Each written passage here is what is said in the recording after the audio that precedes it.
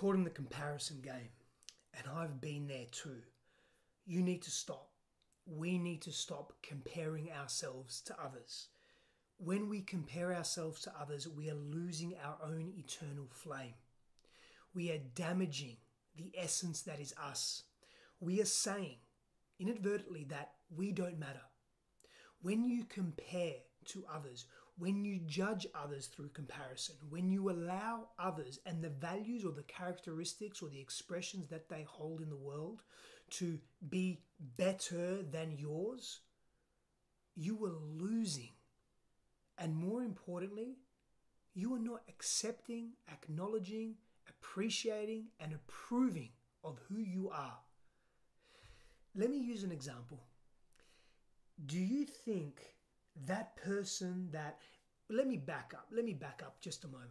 We live in a very fickle world, a world of superficiality, a world of facade, a world where we think something is, but it necessarily is not that way. And we believe it to be true. And these beliefs that we hold affect every facet of our being. They impact the way we feel about ourselves, the way that we give and receive love, and the way that we hold ourselves to be true in the world. We become despondent, even depressed, because we think others have a better life than us. Do you know how many entrepreneurs I know that have a large social media following? And large is a very relative term, and I'll get to that in a moment. That would be lucky if they make six figures, and most of them, or many of them, are in debt. I know these people personally. But what is presented on the surface is not what completely is. When I started playing in the game of social media, I had so much comparison, and even now sometimes it comes up. When I first started, that comparison was loaded with judgment. It was loaded with judgment. I didn't value what I had to offer, and I was focusing on trying to be something and someone that I wasn't. I was focused on being like them because they have many followers. They get a lot of engagement. They seem to be doing really well. They have this amazing lifestyle. They're making all this money, all these things, these glossy things, these bright, sparkly things that are really appealing. And as a result, I lost a little of my way. I stayed true to my authentic expression. I did my best to stay true to that, to remain in my genuine power, the way that I wanted to be. And you know what? Honestly, for the most part, I did that. But there were so many times where I veered off that track. And I got so down and so low on myself, and I made myself bad or wrong or not enough. Because I thought, if I don't have 100,000 followers, 500,000 followers, 1 million followers, fill in the blank, that I'm not good enough, or I haven't made it yet, or I'm not doing what I'm meant to do. But what about that one individual that you get to impact? You know, social media, again, it's so fickle, it's so disconnected. As humans, from an evolutionary perspective, we are accustomed to making impact, making a difference, feeling someone else, giving and receiving in physical person, seeing and experiencing, feeling and acknowledging real-time feedback through body language, through somatic cues, through recognizing the other, through seeing each other in the other and in ourselves.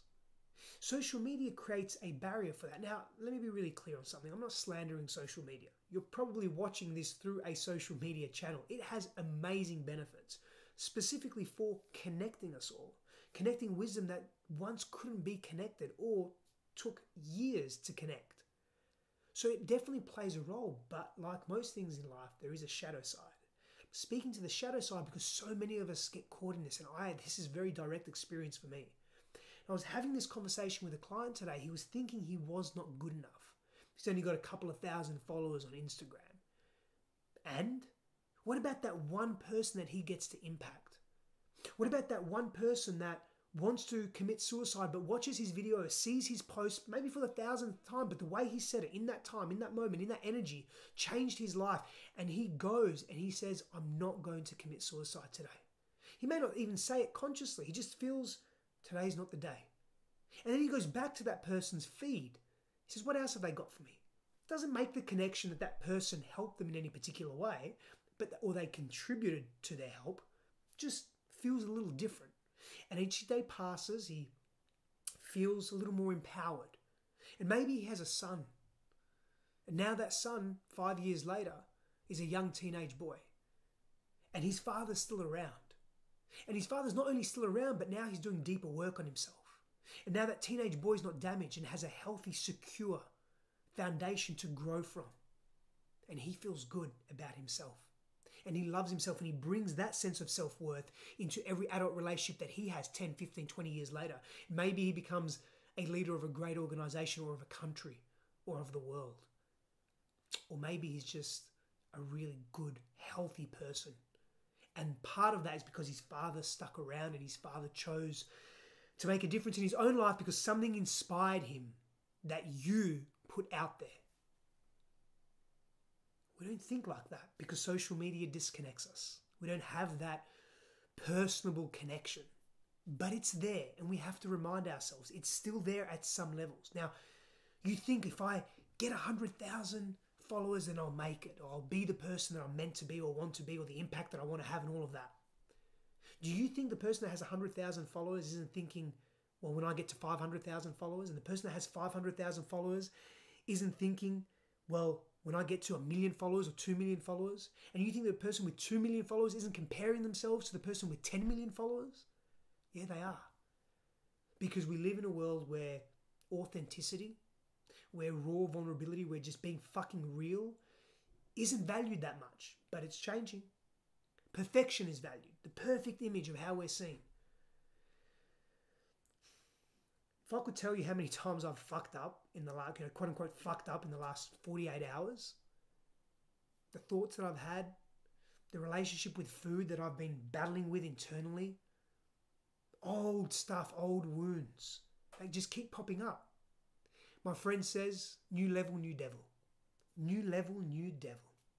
You up-level yourself, you get a whole new set of quote unquote problems.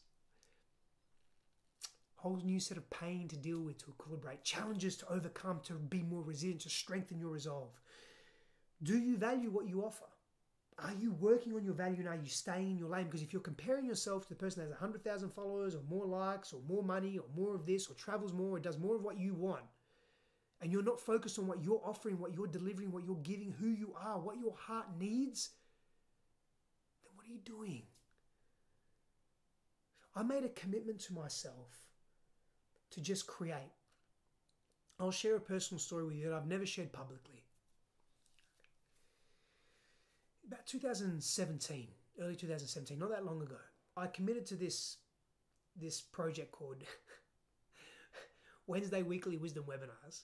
Basically, I was just live training and teaching every week, every Wednesday. And no one showed up and no one would show up for months. And I kept just showing up every week.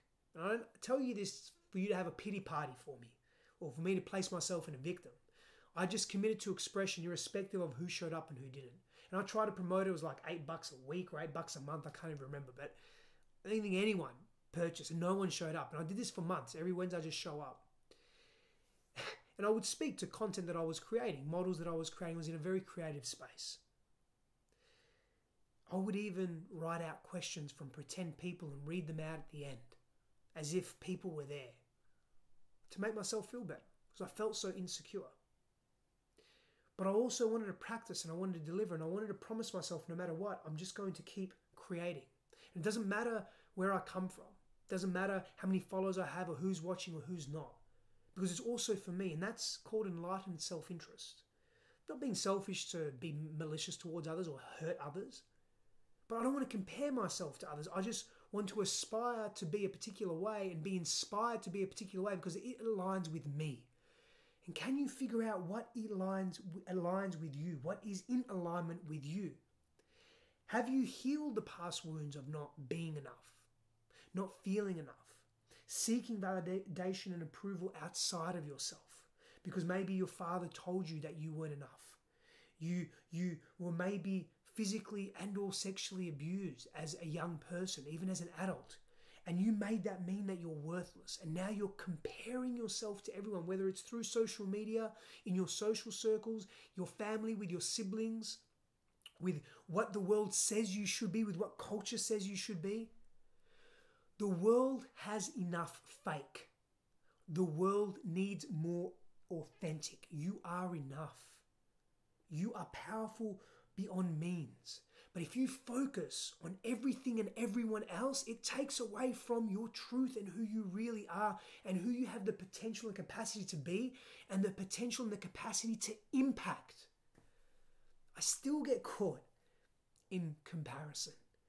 Now, just because someone comes with their own strengths that you perceive may dwarf yours, that doesn't mean your strengths are not meaningful or valid. That person has charisma and style, and therefore all these followers. But is that completely true? Is that a very real assumption, correlation, causation? What you value in someone else, why aren't you owning it within you? And you're comparing yourself. Or if you're charged, well, I was charged, because I would get angry at these people that I knew were quote unquote fake or not really being behind social media what they really were. Let's be real for a moment. We all have different faces. We all present in different ways in different social circles where we're more comfortable. Some things are just reserved for other people. I mean, I'm pretty real and raw. What you see is what you get. And there's aspects of me that you won't always see here. And that's okay. I'm fucking okay with that. But I also want to be very deliberate and be me. If I'm upset about something, I'm passionate, I want to be that person. If I'm angry, I want to be that. I am not immune personally from big, dense emotions. I'm not immune from pain and anger and aggression and the shadow behavior that society says, oof, that's not good. Like being resentful or being jealous or being angry. So back to what I was saying. These traits that we focus on in others, are we charged by them? I used to get angry, as I mentioned. And I would blame them. I would hate them because I didn't have that. But I was jealous and I wasn't owning it within me. And what they had charged me. It reminded me of a situation or a circumstance where I felt disempowered once in my life. And that all those big emotions that were unresolved came to the surface and I projected it onto someone else. So when you're stuck in that comparison game, you have the power to get unstuck. And the world needs you as you are, not as you think you need to be. Be you. And honestly, that's a tough lesson for me as well. It's a tough teaching. I think it's tough for all of us in the world, the diluted world we live in. But we've got to try, right? We've got to give it a go. We've got to be present to it. Being present means doing our own inner work, feeling safe enough within ourselves to do our own inner work, to heal those past wounds of insecurity and not enoughness. You are enough. More than you know.